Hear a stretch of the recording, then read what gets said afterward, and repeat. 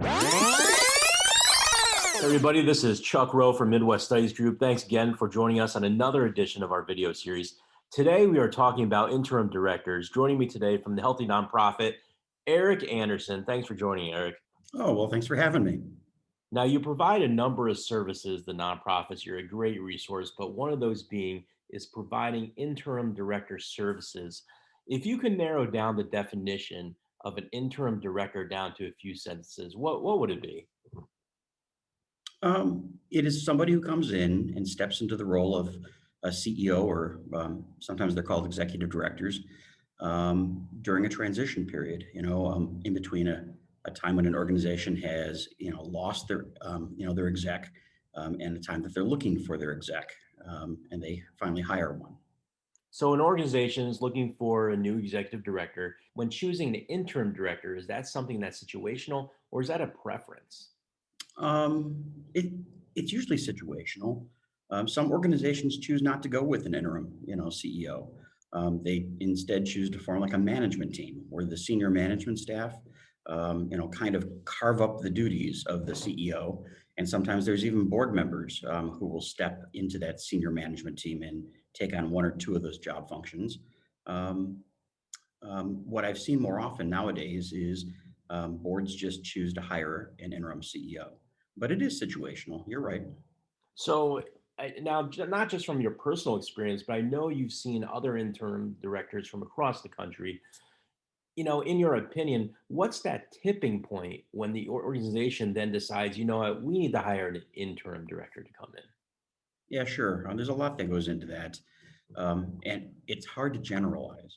But if I had to, I would say it depends on the stability of the organization, the strength of their senior leadership team that was under the previous CEO, and their relationships with each other. The health of the organization. If the organization isn't super healthy or is challenged with some crisis like a cash flow crisis or something like that, that usually weighs into it. And essentially the preferences of the board. Some boards want to be more hands-on during a transitional period. Others, they want to try to maintain the status quo, and they want somebody to just kind of come in and hold the bag while they focus on finding the next CEO. They don't want to be distracted by all the day-to-day things that trying to manage a nonprofit organization might bring. So some like to do that, others don't. It is situational, but if there's some drama, if there's some staffing challenges, if there's some crises, or if there needs to be tremendous focus at that time, um, that will tip those decisions in either direction. Well, and you hit the nail right on the head earlier when you said, things, comments that we might talk about could be very general or stereotypical, and there's not one way to do things. But in saying that, very stereotypically or in general, when you think of interim directors, do you think that organizations tend to look at as interim directors as folks that are going to work maybe less hours per week, get paid a little less per week, or do you find that organizations should be considering paying them the same amount of hours during their time?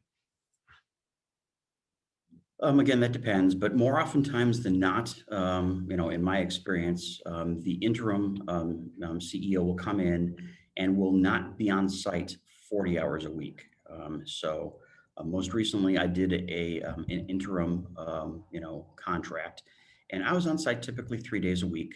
I was, traveling, half a day on a Monday. I'd be on site a full day Tuesday, Wednesday, Thursday. I might leave at the close of the business day on Thursday. Um, you know, um, I worked off site too from my home office, especially as the work demanded it. But more oftentimes than not, you don't end up with an interim CEO who's on site 24/7. And as far as the pay question, it's not unusual for them to, pay an interim CEO at least as much as what they were paying the past CEO, if not a little bit more. there's other considerations. The interim's not coming in um, and hooking onto their benefits package. The interim CEO typically brings, a higher degree of skills and experiences to the table than what they had previously. And there's not a lot of people in the interim CEO space, and so it's hard to find those people. So supply and demand, you end up paying a little bit more. And you're right, it's quite a commitment because you have to just basically move, maybe even across the country, possibly. So now, Yeah, kind of some depends. organizations like to use an interim director as almost like a testing ground. Maybe there's someone local that they want to say, you know what, you're going to be the interim director for 6 months until we find somebody. And if you do well, maybe we hire you as a director. Is that a good road to finding your new director, or would you suggest against that? Yeah, there's different schools of thought on that. The school of thought that I fall into is I always tell them up front, I will not be a candidate for that job. I don't want to be a candidate for that job. I just want to be your interim in order to maintain perspective and you know um, you know independence, so to speak. Um, you know, One benefit that an interim oftentimes brings is this outside perspective um, and independence, and that's valued. But if you're jumping into the search process, you lose that. Um, I, Hmm. I, I typically don't like to see organizations hire their interims, but you're right, it does happen more oftentimes than not. I personally believe that the reason for that is because going through a search process is hard. It's one of the hardest things a board will do. Of all of their roles and responsibilities, hiring and managing the CEO is the most difficult and challenging. And so, if they end up hiring a really competent, successful, experienced interim CEO, it suddenly becomes really convenient for them to kind of quote unquote fall in love, right? It's the easy thing to do. Let's just keep this guy or this gal. Um, not, I've never seen that work super well, but I'm sure it has in some instances. There are different schools of thought. Well, for those that maybe fall in love a little bit with the interim director, um, what were some maybe I don't know, personality traits, maybe skill sets? Like, what was the perfect combination between, board staff and the interim director that makes for that just awesome experience where they kind of just fall in love with that interim director? Yeah. Again, it's situational, but from what I've seen, it's typically, and you've already nailed it, its personalities kind of click. And it's not just the personality of the income, the interim CEO and the board, but it's also the interim CEO and the staff. It all kind of seems to fit really well, like a puzzle piece. It's also skill sets. Um, the previous CEO either moved on because they found a better job, or their spouse found a better job and they had to move, or they were asked to move on by the board, or it was just time to retire. But typically, the outgoing exec had a set of skills, and were if they moved on involuntarily and the board asked them to move on, there's something that the board is specifically looking for in whomever they're going to hire. Something was missing. And so what makes a good fit for an interim is that person has that, that trait, that characteristic, that skill set that they were looking for. And when you have that, they don't want to let go of it. Well, one thing that's interesting is that both of us have been former CEOs for nonprofits before organizations, and part of the trait of being a CEO is that you have that opportunity to say, "Hey, what if? What if we did this? And what if we tried that? And what if we tried this and that?" As an interim, do you have to temper that a little bit? Oh, absolutely. I think you do. Again, I think there's different schools of thought. Some interims come in and they want to be change agents. I tend to come in unless the situation warrants something differently. Um, I tend to want to come in and I want to maintain things. I don't want to add more change. Change is really turbulent, generally speaking. And a transition period from one CEO to a new CEO, that's turbulent. And you don't want to add more turbulence. And so it's not the time to like suddenly kick off a capital campaign or renovate the building or fire the staff and hire new staff or go through a board transformation project. That's just way more change than what most organizations um, can tolerate. And so, I like to come in and I am, what I typically say to them is, um, transitions are bumpy. You're on a road with a lot of potholes, and we're going to hit some. But my role as the interim is to make sure that we get through this bumpy period and hit as few potholes as possible. And so that means not doing a lot of new things or introducing a lot of change. Wouldn't that be something if you were to go someplace for 4 months as an interim and during that time say, by the way, we're going to start a capital campaign. So, yeah. So, Yeah, yeah, that'd be something. yeah, I'm sure that would go over really well. So, as far as some tips, as far as interacting and leading the staff that are already there, what do you have as far as tips for both the board side and for the actual interim director that might be walking into a situation? Yeah, sure. So one tip is for the interim would be take the first few weeks to like interview every board member. It's a getting to know you, and the interim needs to know who's around their board table. They also need to know who's on their staff, and so it's just getting to know them. It's sitting down and I'm trying to figure out what's going on. What is the current state of this nonprofit? Different people, different perspectives, and the exec needs to kind of get, a global feel for that. And so that's going to take a week or two. Don't rush into, managing the organization from day one. You'll need to do some things. You got to keep the trains running on time, so to speak. You got to make sure payroll's being, processed. You got to make sure policies are being followed. You got to make sure that if they're in the middle of a fundraising campaign, that fundraising campaign is trudging ahead. But in the first few weeks, sitting down with all of your direct reports and all of your board members is super important. Um, a tip for the board would be you need to give the interim space. Oftentimes during transition periods from one exec to a second permanent exec, board members they tend to get more involved.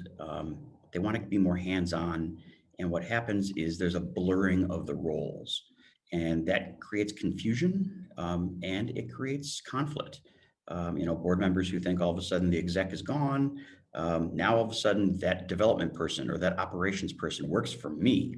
When you hire an interim, you need to just kind of take your hands off that steering wheel and let the interim put their hands on it. And so stepping back and letting the interim hit the reset button is another great tip. Otherwise, it's like engaging in ballroom dancing, and both parties want to kind of lead, and that leads to a lot of toe stepping, or stepping on toes. So that's another tip I'd probably provide. Um, I Yeah, think for the actually, next incoming week's video interim, is going to be about ballroom dancing. We're going to invite you back and have you teach some lessons. But yeah, um, yeah, but I can you teach know, everybody how to step on toes.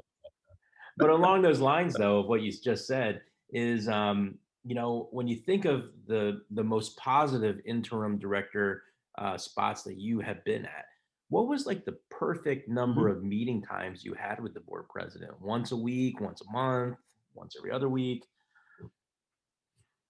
Yeah, yeah. I found that I was in constant communication with the board president, and a week didn't go by where we weren't talking. Um, but that was telephone stuff. In terms of structured, let's sit down and chat. It's a minimum of once a month, and typically it's a few weeks before the board meeting. Um, but during that interim period, because you haven't really built the trust, right? You're a new person, and you're just there to be a placeholder and to make sure that the organization stays on track and doesn't get themselves in major trouble. And you're supporting, the direction that the board wants the organization to go in the interim and providing staff support. Oftentimes, it was at least a once a month sit down. In one instance, it was every week. It just kind of depends. It depends on that board president and how engaged they want to be. It also depends on the health of that nonprofit at that time. If they're in a really bad place and you need all hands on deck, you need that board president, as an ally, a really close ally, trying to engage as many board members in doing what needs to be done at the time.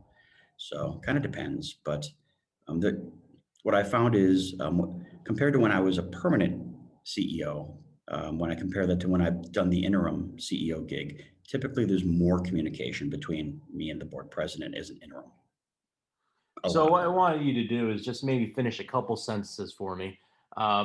So the first one Sure. is, when you've seen or experienced yourself an interim director not working well with an organization, it's because that. That's a great question. It's because that expectations were not clearly established from the beginning between the interim CEO and the board. There's a Okay. lot of confusion. A lot of board members think different things about what the interim should be doing. And if an organization were to say, as an organization, we loved hiring an interim director because. Um, because they provided stability and they brought an outside perspective on where we're at, and they valued that. Here's the last one for you: is I love being an interim director because. Oh, that's easy. Typically, as an external consultant, I don't have my hands on the organizational, levers. And all I really bring as an external consultant or a facilitator or a trainer or a coach is my charm and my influence, right? But when you get to serve as an interim, you're back in the driver's seat. You got your hands on those levers that move things in the organization, and you're closer to mission than you are as an external consultant or coach. And that it kind of plugs you back in and reminds you, at least me as an individual, what this work is really all about, and it's kind of refreshing. It's a reminder of how powerful nonprofits and their missions are, and that's rejuvenating as an external consultant and coach. Well, I don't have time to list off your entire resume, but I could mention to everybody that as far as being an external consulting goes, you're one of the best. And I appreciate you taking the time to spend with me today. But how could people learn more about the services that you do offer? Oh, sure. They can visit my website, which is thehealthynonprofit.com. It's just that simple.